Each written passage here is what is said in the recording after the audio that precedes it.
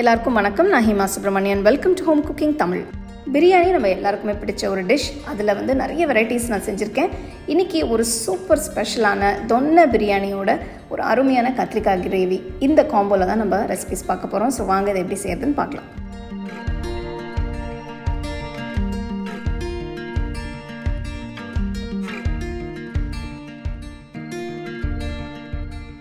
இந்த ரெசிபிக்கு நான் 2 கிலோ மட்டன் போனோட எடுத்திருக்கேன். மட்டன் நல்லா ஃப்ரெஷ்ஷாக இருக்கிற மாதிரி பார்த்துக்கோங்க. இப்போ மட்டனில் மசாலா தடவி ஊற வச்சுக்கலாம். அதுக்கு 2 டீஸ்பூன் உப்பு போடுங்க, 1 டீஸ்பூன் மஞ்சள் தூள், 4 டீஸ்பூன் மிளகாய் தூள், 1 டேபிள் ஸ்பூன் இஞ்சி பூண்டு பேஸ்ட், அப்புறம் 2 டேபிள் ஸ்பூன் நல்ல ஃப்ரெஷ்ஷான தயிர் ஊற்றுங்க. எல்லாம் சேர்த்து நல்லா மிக்ஸ் பண்ணுங்க. மசாலா நல்லா கோட் ஆகிற மாதிரி மிக்ஸ் பண்ணணும். இந்த மாதிரி மசாலா தடவி ஊற வைக்கும் போது நல்ல ஒரு ஃப்ளேவர் கிடைக்கும். சிக்கன் பிரியாணிக்கும் நீங்கள் இதே ஸ்டெப்ஸை ஃபாலோ பண்ணி ஊற வச்சுக்கலாம்.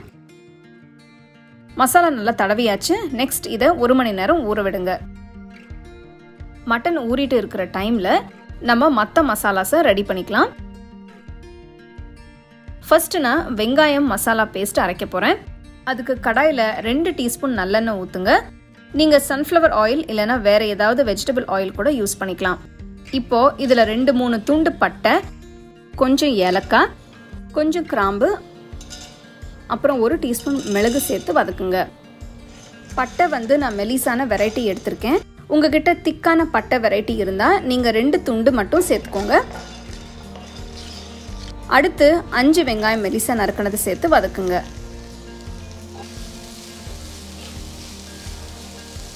2 நிமிஷம் வதங்கினதுக்கப்புறம் 10 பச்சை மிளகாய் போடுங்க. நான் இந்த ரெசிபிக்கு 10 பெரிய பச்சை மிளகாயை யூஸ் பண்ணுறேன். யூஸ்வலாக இந்த பிரியாணியில் ஹோட்டல்ஸ்லாம் பார்த்தீங்கன்னா நிறைய பச்சை மிளகாயை போட்டு நல்லா காரமாக பண்ணுவாங்க.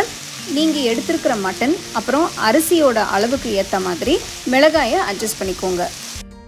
வெங்காயம் நல்லா லைட் கலருக்கு மாறினதும் அடுப்பை ஆஃப் பண்ணிவிட்டு நல்லா ஆற விடுங்க. வெங்காயம் நல்லா ஆறினதுக்கு அப்புறம் ஒரு மிக்சர் ஜாருக்கு மாற்றிடுங்க.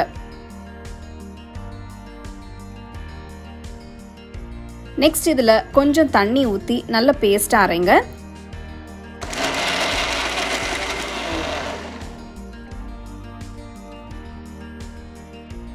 இப்போ இதை ஒரு பவுலுக்கு மாற்றி தனியாக எடுத்து வச்சிருங்க. இந்த வெங்காயம் பச்சை மிளகாய் மசாலாவோட வாசனை ரொம்ப சூப்பராக இருக்கு. அடுத்து புதினா, கொத்தமல்லி, வெந்தயக்கீரை பேஸ்ட் பண்ணுறதுக்கு கடாயில் 1 டீஸ்பூன் நல்லெண்ணெய் ஊற்றுங்க. இதில் 1 போல் ஃப்ரெஷ்ஷான புதினா போடுங்க. அடுத்து 1 போல் நறுக்கின கொத்தமல்லியை போட்டு, நெக்ஸ்ட் 1 கையளவு வெந்தயக்கீரை போடுறேன். வெந்தயக்கீரை பிரியாணிக்கு ஒரு நல்ல ஃப்ளேவர் கொடுக்கும்.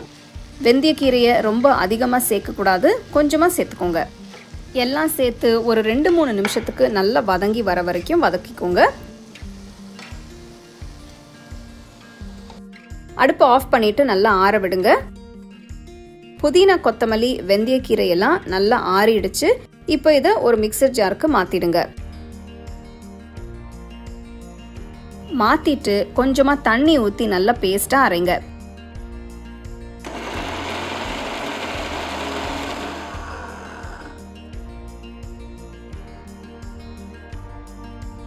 இப்போ இதை ஒரு பவுலுக்கு மாற்றி தனியாக எடுத்து வச்சிருங்க.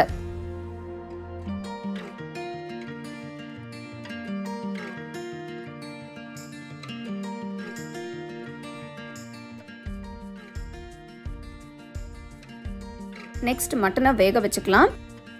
அதுக்கு குக்கரில் 2 டீஸ்பூன் நல்லெண்ணெய் ஊற்றுங்க. நெக்ஸ்ட் 3 டேபிள் ஸ்பூன் நெய் ஊற்றுங்க.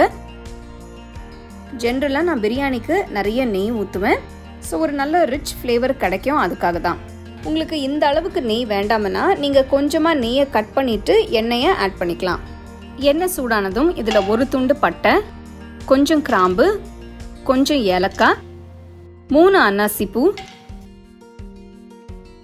பிரியாணி இலை, 3 ஜாவித்ரி, கொஞ்சம் கல்பாசி, அடுத்து 1 டீஸ்பூன் ஷஹி ஜீரா, 1 டீஸ்பூன் சோம்பு, மசாலா சேர்க்கும்போது அடுப்பை லோ ஃப்ளேம்லேயே வச்சு போடுங்க, இல்லைன்னா கருக ஆரம்பிச்சிடும். நெக்ஸ்ட் ஒரு மீடியம் சைஸ் வெங்காயம் மெலிசா நறுக்குனது போடுறேன்.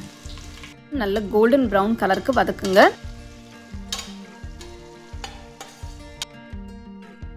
வெங்காயம் கோல்டன் கலருக்கு மாறினதும் 1 டீஸ்பூன் இஞ்சி பேஸ்ட் போடுங்க. பூண்டு பேஸ்ட் கொஞ்சம் அதிகமாக போட போகிறோம். இதுக்கு 3 டீஸ்பூன் பூண்டு பேஸ்ட் சேர்க்குறேன்.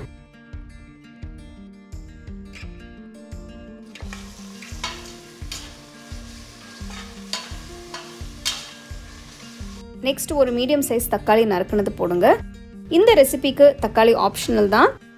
நான் இந்த ரெசிபி வீட்டில் பண்ணும்போது ஒரு தக்காளி சேர்த்து பண்ணேன். ஸோ டேஸ்ட் வந்து ரொம்பவே நல்லா இருந்தது. அதனால் உங்களுக்கு காட்டும் போது தக்காளி சேர்த்து பண்ணி காட்டலான்னு நினச்சேன். தக்காளியோட ஃப்ளேவரும் புளிப்பும் பிரியாணிக்கு ஒரு நல்ல சூப்பரான ஒரு டேஸ்ட் கொடுக்கும். ஸோ நான் ஒரு மீடியம் சைஸ் தக்காளியை ஆட் பண்ணுறேன். நெக்ஸ்ட் ஊற வச்ச மட்டன் பீசஸை சேர்த்து நல்லா மிக்ஸ் பண்ணுங்கள். நீங்கள் சிக்கன் யூஸ் பண்ணி பண்ணுறீங்கன்னா நீங்கள் எல்லாத்தையும் சேர்த்து ஒரே பாத்திரத்தில் பண்ணிக்கலாம். மட்டன் வேகிறதுக்கு டைம் எடுக்கும். ஸோ நான் மட்டனை குக்கரில் வேக வச்சுட்டு இன்னொரு பாத்திரத்தில் மசாலா அரிசி எல்லாம் சேர்த்து வேக வைக்க போகிறேன்.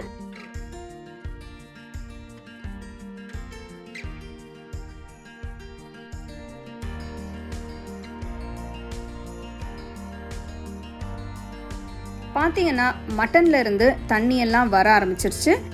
அடுத்து இதில் அரைச்ச வெங்காயம் பச்சை மிளகாய் பேஸ்ட்டை ஆட் பண்ணுங்க. மட்டனோட நல்லா சேர்த்து மிக்ஸ் பண்ணுங்க.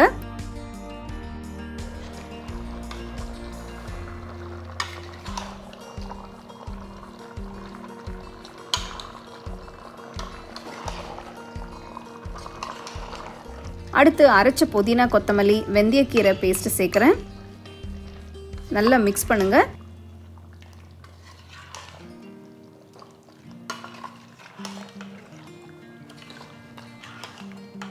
பிரியாணிக்கு தண்ணியோட அளவு ரொம்ப ரொம்ப முக்கியம். இந்த ரெசிபிக்கு நான் 1 கிலோ அரிசி எடுத்து 250 ml கப்பில் அளந்து எடுத்திருக்கேன். 250 ml கப்பில் 4.25 கப் இருந்தது. இதுக்கு நான் 5.5 கப் தண்ணி ஊற்றுறேன்.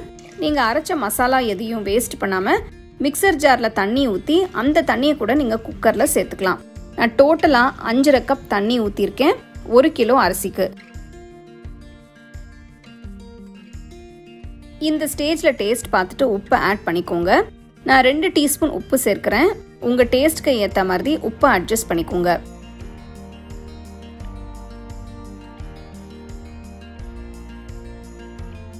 நெக்ஸ்ட் குக்கரை மூடி மட்டனை மீடியம் லோ ஃப்ளேம்லேயே 20 நிமிஷத்துக்கு வேக விடுங்க.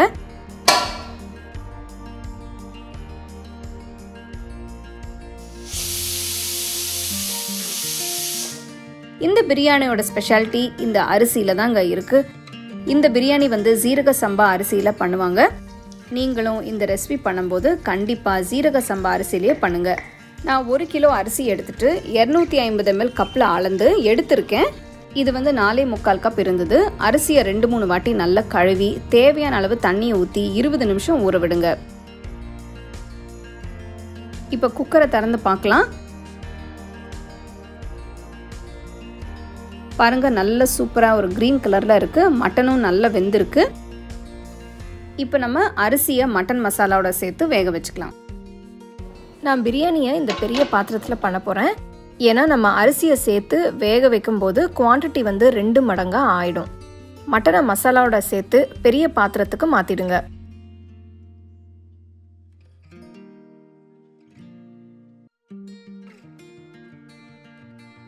நெக்ஸ்ட் ஊற வச்ச அரிசியை ஆட் பண்ணிக்கலாம். அரிசியை ஊற வச்சு 20 நிமிஷம் ஆயிடுச்சு. இது வந்து நம்ம மீடியம் லோ ஃப்ளேமில் வச்சு வேக வைக்க போகிறோம்.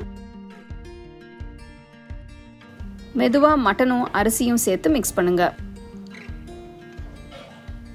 பாத்திரத்தை க்ளோஸ் பண்ணுறதுக்கு முன்னாடி உப்பு செக் பண்ணி பார்த்துக்கோங்க.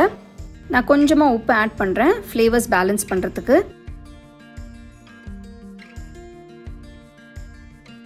பாத்திரத்தை மூடி வச்சு 25 நிமிஷத்துக்கு மீடியம் ஃப்ளேம்லேயே வேக விடுங்க. 10 நிமிஷத்துக்கு அப்புறம் ஓப்பன் பண்ணி அரிசி மசாலாவோட சேர்த்து மெதுவாக மிக்ஸ் பண்ணுங்க. அப்போ எல்லாம் ஈவனாக மிக்ஸ் ஆயிருக்கும். 25 நிமிஷத்துக்கு அப்புறம் பார்த்தீங்கன்னா அரிசி நல்லா பர்ஃபெக்டாக வெந்து எல்லா தண்ணியும் வற்றி வந்திருக்கு. ஒரு 10 நிமிஷத்துக்கு அப்படியே மூடி வச்சு அப்புறம் சர்வ் பண்ணுங்க.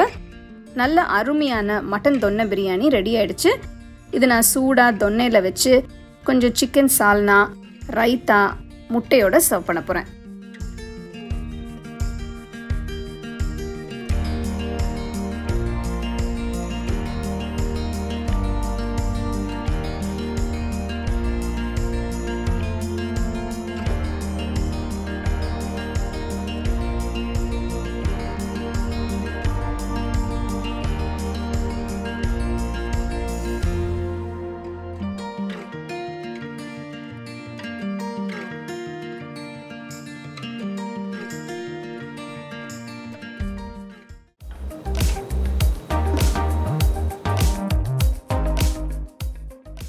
முதல்ல இதுக்கு தேவையான மசாலாவை ரெடி பண்ணி வச்சுக்கலாம். இந்த மசாலாக்கு வேர்க்கடலை ரொம்ப முக்கியம். ஒரு பேன்ல 1/4 கப் வேர்க்கடலை சேர்த்து நல்லா வறுத்துக்கோங்க. நான் இங்க தோல் கூட இருக்கிற வேர்க்கடலை எடுத்திருக்கேன். நீங்க தோல் இல்லாத வேர்க்கடலை கூட யூஸ் பண்ணிக்கலாம். கடலையை நல்லா சிவக்க வறுத்துக்கோங்க. வேர்க்கடலை நல்லா வறுப்பட்டதும் 1 டேபிள் ஸ்பூன் எள்ளு, 1/4 டீஸ்பூன் வெந்தயம் சேர்த்துக்கலாம்.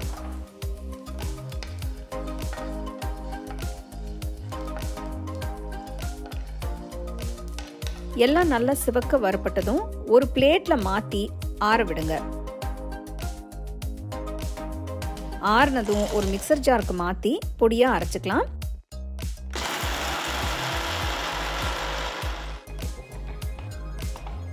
இந்த ரெசிபிக்கு நான் 300 கிராம் ஃப்ரெஷ்ஷான கத்திரிக்காய் எடுத்திருக்கேன். காம்பு பகுதியை எடுத்துட்டு கடைசி வரைக்கும் கட் பண்ணாம மேல இருந்து 2ஆ மட்டும் கட் பண்ணிக்கலாம். ஃபுல்லா கட் பண்ணிட வேண்டாம். இதே மாதிரி எல்லா காயும் நறுக்கி வச்சுக்கோங்க. ஒரு கடாயில 4 டேபிள் ஸ்பூன் நல்லெண்ணெய் ஊத்திக்கலாம். நல்லெண்ணெய் சேர்த்து செஞ்சோம்னா இந்த கிரேவி ரொம்ப நல்லா வாசனையா இருக்கும். நறுக்கி வச்சிருக்கிற கத்திரிக்காயை சேர்த்து நல்லா வதக்கிக்கலாம். ஸ்டோவை மீடியம் ஃப்ளேம்லயே வச்சு நல்லா எல்லா பக்கமும் திருப்பி வேக விடுங்க.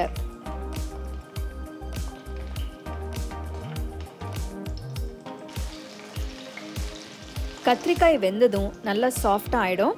இந்த ஸ்டேஜ்ல ஸ்டோவ்ல இருந்து வெளியில எடுத்துருங்க. அதே கடாயில 1/2 டீஸ்பூன் கடுகு, 1 டீஸ்பூன் சீரகம், 1 டீஸ்பூன் சோம்பு, 1 டீஸ்பூன் மிளகு, 2ஆ உடைச்ச 3 சிவப்பு மிளகாயை சேர்த்து நல்லா வறுத்துடுங்க.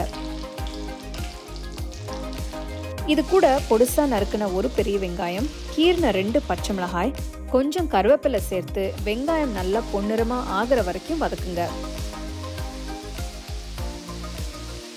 வெங்காயம் வதங்கினதும் 1 டீஸ்பூன் இஞ்சி பூண்டு விழுது சேர்த்து மிக்ஸ் பண்ணுங்க. இப்போ 1/2 டீஸ்பூன் மஞ்சள் தூள், 1 டீஸ்பூன் சிவப்பு மிளகாய் தூள், 1 டீஸ்பூன் உப்பு, 2 டீஸ்பூன் மல்லித்தூள் சேர்த்து நல்லா கலந்து விடுங்க.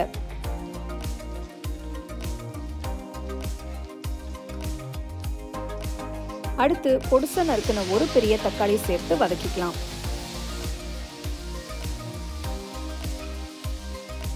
கொஞ்சமா தண்ணி ஊத்தி கொதிக்க விடுங்க.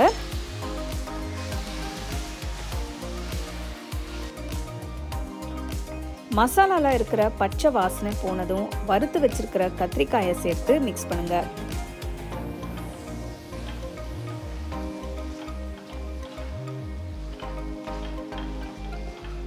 இது கூட 1/2 கப் புளி தண்ணி ஊத்திக்கலாம். நல்லா கலந்து விடுங்க.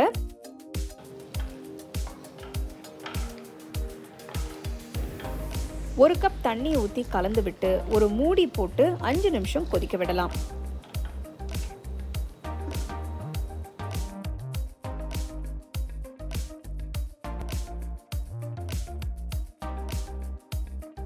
அஞ்சு நிமிஷம் நல்லா வெந்ததும் பொடி பண்ணி வச்சிருக்கிற வேர்க்கடலை எள்ளு மசாலாவை சேருங்க. நல்லா மிக்ஸ் பண்ணிட்டு இந்த ஸ்டேஜ்ல டேஸ்ட் பார்த்துட்டு உப்பு தேவைப்பட்டா சேர்த்துக்கலாம். நான் இங்க கொஞ்சம் உப்பு சேர்க்கிறேன்.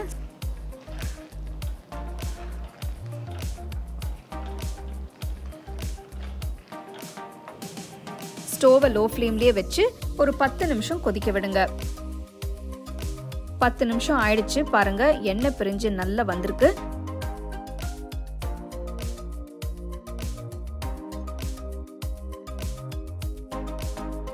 ஒரு டீஸ்பூன் வெல்லம் சேர்த்து கலந்துக்கலாம். கடைசியா கொஞ்சம் நறுக்கின கொத்தமல்லி தூவி இறக்கிடலாம். இந்த கத்திரிக்காய் மசாலா நம்ம செய்யற எல்லா பிரியாணிக்கும் நல்ல சைட் டிஷ்ஷா இருக்கும். இதுல சொல்லி இருக்கிற மெத்தட்லயே செஞ்சீங்கன்னா ரொம்ப நல்லா வரும். இந்த ரெசிபிக்கு கத்திரிக்காய் ஃப்ரெஷ்ஷா இருக்கிறது ரொம்ப முக்கியம். இந்த கத்திரிக்காய் கறியை நீங்க ஃப்ரிட்ஜில் வச்சு 2 நாளைக்கு கூட யூஸ் பண்ணிக்கலாம். டேஸ்டியான இந்த கத்திரிக்காய் மசாலா பிரியாணிக்கு மட்டும் இல்ல, குஸ்கா இல்ல கீ ரைஸ் எல்லாத்துக்குமே ரொம்ப நல்லா இருக்கும். ஸோ கண்டிப்பா இந்த ரெசிபியை நீங்க ட்ரை பண்ணி உங்க ஃபேமிலி ஃப்ரெண்ட்ஸோட ஷேர் பண்ணுங்க. அட்டகாசமான ரெசிபிஸ் பார்த்தீங்க. கண்டிப்பாக அது ரெண்டுமே நீங்கள் ட்ரை பண்ணி சந்தோஷமாக உங்கள் ஃபேமிலி ஃப்ரெண்ட்ஸோட என்ஜாய் பண்ணுங்கள்.